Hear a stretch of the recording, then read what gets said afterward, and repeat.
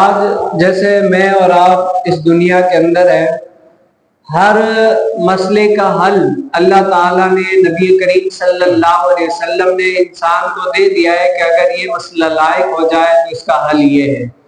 اگر ایسا یعنی دنیا کے اندر یہ کہا جا سکتا ہے کہ ایسا کوئی پریشانی، ایسی کوئی مسئلہ ہی نہیں ہے جس کا کوئی حل نہ ہو۔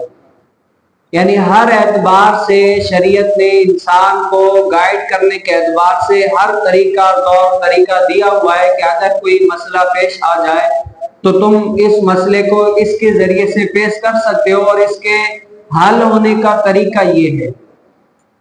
تو ہر اعتبار سے ہے، اور آپ جانتے ہیں کہ شریعت نے ہر لحاظ سے ہر مسئلے کا حل دیا ہے انسان کو۔ جیسے اگر انسان، ہم وضو کرتے ہیں، وضو کے بعد نماز پڑھتے ہیں، لیکن اگر کوئی ایسی پریشانی لاحق ہو جائے یا ہم کہیں سفر پر چلے جائیں اور ہمارے پاس پانی نہ ہو اور نہ ہمیں امید ہو کہ یہاں پر اتنے دور تک پانی نہیں ہوگا، اور نماز کا بھی وقت ہو گیا، نماز بھی پڑھنی ہے، فرض ہے، لازمی ہے، اب نماز بھی قضا نہیں کر سکتے، پانی بھی نہیں ہے، تو طہارت کیسے حاصل کر کے نماز پڑھے؟ شریعت نے اس بارے میں بھی انسان کو گائیڈ کر دیا کہ اگرچہ تم سفر میں ہو یا حضر میں ہو یا کہیں پر بھی ہو، ایسی کوئی پریشانی آ گئی جس کی وجہ سے تمہیں پانی نہیں مل رہا اور تمہیں نماز پڑھنی ہے، تو شریعت نے ایسا یہ خوبصورت طریقہ دیا کہ اگر تمہیں پانی نہ ملنے کی امید ہی نہیں ہے ہی نہیں ہے تو کیا کرو، اس ٹائم پر تم تیمم کر کے بھی نماز کو وقت کے اندر پڑھو۔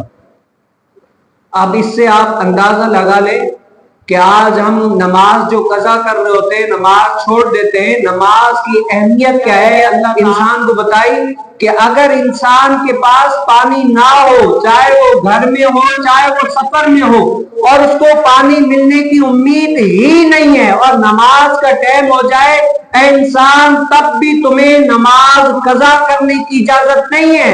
رب تعالیٰ نے آسانی فرما کے انسان کو ایک اور حل دے دیا کہ اگر ظاہری اعتبار سے تمہیں پانی نہیں مل رہا ہے یا نہیں ہے، نہ ملنے کی امید ہے، لیکن اس ٹائم پر بھی تمہیں نماز قضا کرنے کی اجازت نہیں ہے۔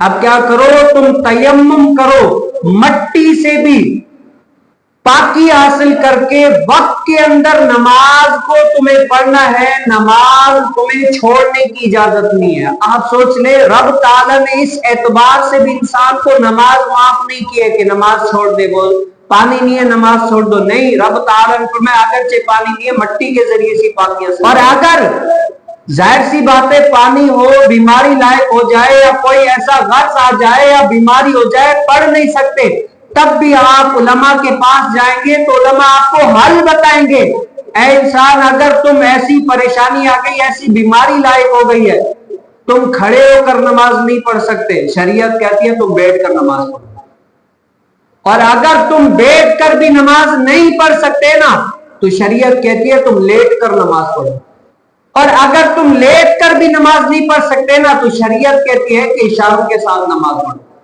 اور تم لیٹ کر نہیں پڑھ سکتے، اشاروں کے ساتھ نہیں پڑھ سکتے، تو شریعت کہتی ہے کہ نماز کے وقت میں نماز جیسی صورت ہی بنا لو۔ اندازہ لگائیں کہ ایسی حالت، ایسی سچویشن میں بھی نماز قضا کرنے کی حاجت نہیں ہے انسان کو۔ ایسی تو نماز کی ایسی تو اہمیت بیان کی ہے کہ کسی بھی طریقے سے تمہیں نماز قضا کرنے کی اجازت نہیں ہے۔ اب کوئی کہنے والا کہہ سکتا تھا نا کہ رب تعالیٰ نے تو طہارت کے ساتھ نماز فرمائی ہے کہ بھائی پاکی حاصل کر کے نماز پڑھو، اب پانی ہی نہیں ہے تو ہم کیسے نماز پڑھیں، نماز قضا کر دیتے۔ لیکن رب نے نماز کی اہمیت بتانے کے لیے انسان کو بتایا کہ اگر پانی نہیں ہے تو مٹی کے ساتھ بھی پاکی حاصل کر کے نماز پڑھو۔ اگر تم بیمار ہو گئے ہو تو تمہارے لیے طریقہ کار ہے، آسانیاں ہیں، ان آسانیوں پر عمل کرتے ہوئے پھر بھی تمہیں نماز ادا کرنی ہے۔ اب ہو کوئی ایسا انسان جو اس نماز کی اہمیت کو سمجھ سکے۔ آج میں اور آپ کیا کرتے ہیں، تھوڑا سا سر میں درد ہو جائے نماز قضا، تھوڑی سی پریشانی آ جائے نماز قضا۔ اور ان صحابہ کو دیکھو جنہوں نے جہاد کی حالت میں بھی نماز کو برقرار رکھا، امام حسین نے نیند میں بھی لوگوں کو اللہ کی راہ میں سجدہ کرنے کا حکم دیا اور سجدے کا اہمیت بتائی کہ رب تعالیٰ کی بارگاہ میں سجدہ کرنے کی اہمیت کیا ہوتی ہے. کتنی پریشانیاں آ جائے، جان جانے کا خطرہ ہو ہے، لیکن اے انسان پھر بھی نماز قضا کرنے کی تمہیں اجازت نہیں ہے. کسی بھی طریقے سے تمہیں رب تعالیٰ کے آگے سجدہ ریز ہو نہیں ہونا، کیونکہ بندہ ہے، بندے کو نماز پڑھنی ہی پڑھنی ہے. آج میں اور آپ دیکھ لیں، ہمیں تھوڑی بہت پریشانی آ جاتی ہے، ہم نماز چھوڑ دیتے ہیں. اور قیامت والے دن کہتے ہیں نا کہ جس نے جان بوجھ کر ایک نماز بھی قضا کی، اس کا نام جہنم کے دروازوں کے اوپر لکھ دیا جاتا ہے کہ فلاں اس دروازے سے داخل ہوگا.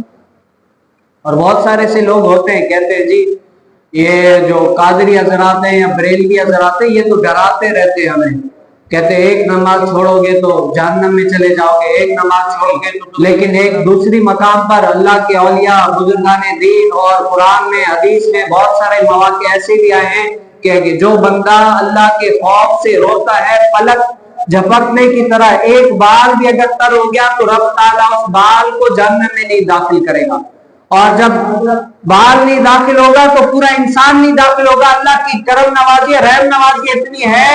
اور جو چشتی حضرات ہیں وہ یہ بیان کرتے ہیں، لیکن قادری بڑے سخت ہوتے ہیں. تو میں نے کہا وہ بھی قرآن ہے، وہ بھی حدیث ہے، وہ اس طریقے سے بیان کرتے ہیں، ہم اس طریقے سے بیان کرتے ہیں. وہ بھی صحیح کہہ رہے ہیں، ہم بھی صحیح کہہ رہے ہیں، لیکن قیامت والے دن ہمیں نہیں پتا کہ اللہ تعالیٰ ہمارے اوپر کرم فرمائے گا یا عفو فرمائے گا یا ہمیں معاف فرما دے گا یا ہمارے اوپر قہر و جلال فرمائے گا. لیکن ہم نے یہ علماء سے سنا ہے کہ اللہ کے کار سے ڈرنا چاہیے، اور جو اللہ نے جس چیز کا پابند کیا اس کو بندہ بجا نہیں لاتا نا تو قیامت کا سامنا کرنا پڑے گا. ہم نے تو وہ باتیں سیکھی ہیں.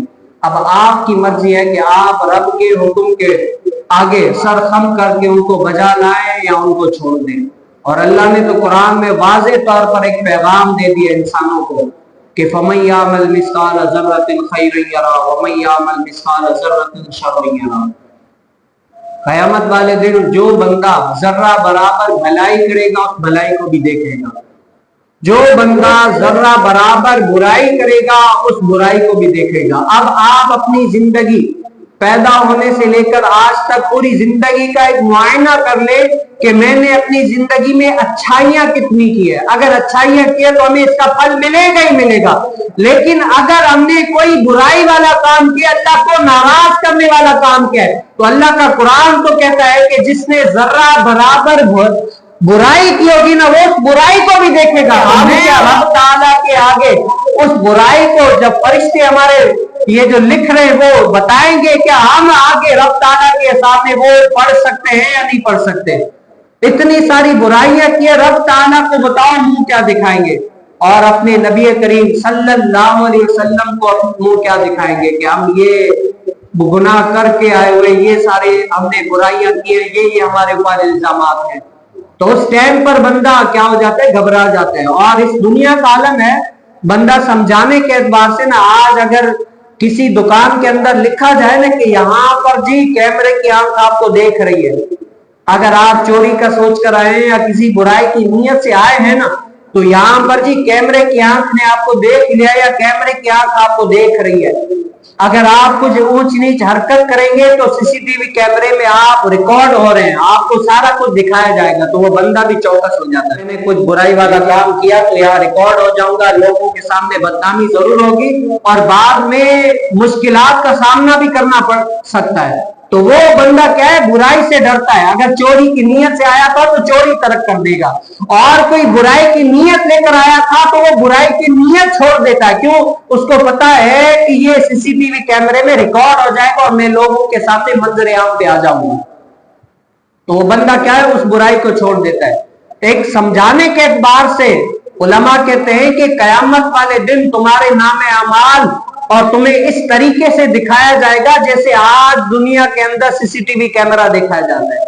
تمہارے سارے وہ افعال اگر اچھے کیے تھے تو اچھے، برے کیے تھے تو برے، وہ سارے کے سارے اس کیمرے کی آنکھ کی طرح تمہیں دکھایا جائے گا کہ اے بندے فلاں وقت میں تم نے یہ کام کیا تھا، یہ چیزیں کی تھی، یہ برے والے کام کیے تھے، یہ اچھائی والے کام پر. بتاؤ مجمع عام ہوگا، سارے لوگ، آج تو کچھ لوگوں کے سامنے میں کسی بھی طریقے سے منہ چھپا کر بچ گئے، لیکن اس ٹائم پر تو سارے لوگ مجمع عام ہوگا، وہاں پر گھر والے، اڑوس پڑوس، اور اس سے بڑھ کر تمہارے نبی کریم صلی اللہ علیہ وسلم وہ ہوں گے، اور اللہ تعالیٰ بتاؤ ان کے سامنے کون سا چہرہ دکھاؤ گے؟ جب جس بندے کو بتاؤ نا کہ میرے اعمال سارے لکھ لیے جاتے ہیں اور آگے مجھے بتایا جاتا ہے، اور قرآن میں واضح بتایا گیا کہ سارا کام تمہیں اچھائی اور برائی دکھایا جائے گا، سارا کام تم وہ کرو گے، جو کیا ہوگا وہ دیکھو گے، تو اس بندے کو ڈر جانا چاہیے۔ تو اللہ تعالیٰ مجھے اور آپ کو بھی نبی کریم صلی اللہ علیہ وسلم کی شریعت پر نا عمل پیرا ہونے کی توفیق نصیب فرمائے۔